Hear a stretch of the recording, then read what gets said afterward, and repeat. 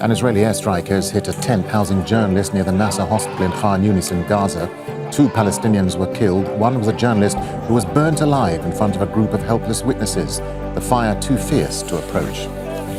And in a separate attack, also in Khan Younis, Israeli strikes targeted a home, killing 9 people.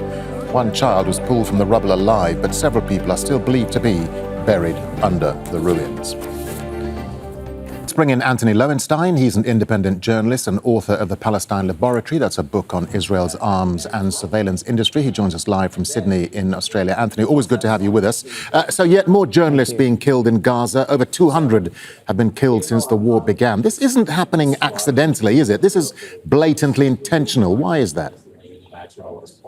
There's been direct targeting of journalists really in Palestine by Israel for years, but particularly since October 7, there was a study that came out last week by the Costs of War Project, which is a project in the university in the US, which compiled how many journalists have been killed in every single major conflict in the last roughly 100 years, World War I, World War II, Vietnam, Iraq, Afghanistan, compared to what's happening in Gaza. And what's happening in Gaza, over 200 media workers and journalists killed, is more than every other global conflict combined in the last 100 years. This is a deliberate targeting of journalists. And if you see so much in the Western press, there is so much more interest or concern if, say, Russia or China or Iran targets journalists, which they do. But there's far less interest in Palestinians, who are often the eyes and ears of what we're seeing. There are no foreign journalists in Gaza. What we're seeing and hearing every day, including on Al Jazeera, is coming from Palestinians. And they are being killed systematically, targeted. And the lack of international outrage over that, I think, speaks volumes about how so many in the Western press have a hierarchy of who's important. And sadly and outrageously, Palestinians are not near the top of that list. Yeah, and above that, there is never any accountability for any war crimes committed by Israeli forces. And if the flow of information coming out of Gaza is restricted by killing journalists, as you just pointed out, the Israeli military can then continue acting with impunity. Which is exactly what's been happening for 18 months. Look, obviously there was no accountability when Biden was president, with Trump even less so. I mean, Trump is proud of his war on journalists within the US. And that's really continued in various sort of US, I would say, aligned outposts such as Israel. And as you say, there's not even no accountability within Israel itself. If one reads the Israeli press, online, radio, print, TV, often they are proud of the fact that they are killing journalists. There's no shame in a way because there's no accountability. And I think until someone is held to account, someone's put on trial, namely in an international court, this will keep on happening over and over again.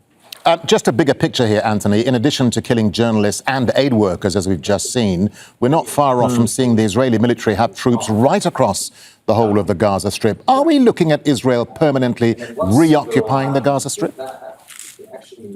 Almost certainly, yes, with the Trump okay. Netanyahu, of course, is meeting Trump this week at the White House. I mean, what you see after this ceasefire that lasted a couple of months recently is a real desire by the Israeli government, by parts of the Israeli military, certainly the Israeli right, to reoccupy. And it's not just a question of putting Israeli troops on the ground there, it's also to forcibly remove Palestinians from Gaza. There's sort of a 2-track process here. Israel and the US are speaking to various poor countries, Somaliland, Congo, South Sudan, in the hope that they can bribe them to take 10,000 Palestinians here, 20,000 Palestinians there. And that may or may not happen. I mean, it's an outrageous, obviously, suggestion of ethnic cleansing. But while that's happening, and again, one sees this from Israeli military comments, you essentially have a situation where Israel is trying to build quasi-concentration camps in Gaza.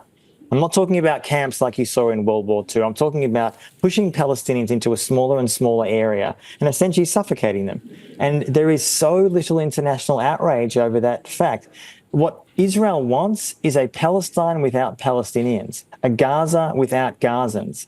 And until there is international pressure to change that, I fear that vision will actually come to pass. So just a final thought to you then, Anthony. I mean, what does all of this mean then for Palestinians who, as you say, are besieged in the Strip by the Israeli military? They face a harsh choice, don't they, of either staying and being killed or accept this kind of one-way ticket out of Gaza as part of Trump's Gaza plan? I mean, it's no choice, is it? It's a catastrophic choice, if you can even call it that. I mean, I think Palestinians need friends need allies, need support.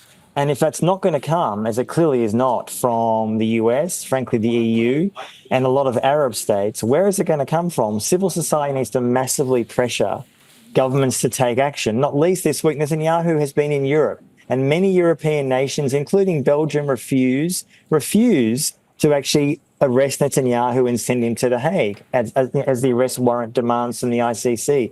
This needs to change. And Palestinians are facing their gravest situation in their history, and we need to support them 110%. Antony Loewenstein, always good to get your thoughts and your analysis, Anthony. Many thanks for your time. Thank you. Make sure to subscribe to our channel to get the latest news from Al Jazeera.